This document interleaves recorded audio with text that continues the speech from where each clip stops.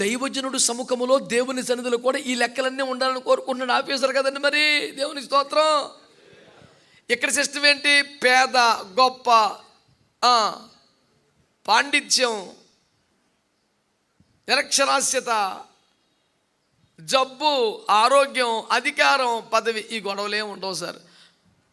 అందరూ దేవుని బిడ్డలు, అందరూ సమానం, అందరూ ఒక్క శరీరం అందలి పాస్టర్ గారితో సహా శరీరంలో ఒక అవయవం మాత్రమే.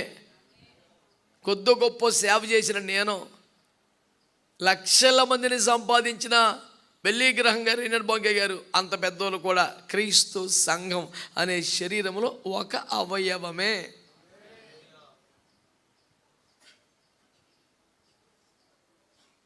కాకపోతే గుండెకాయలు లాంటి దైవజనులు ఉన్నారు, వెన్నెముక లాంటి దైవజనులు ఉన్నారు, కనురెప్పలాంటి చిన్న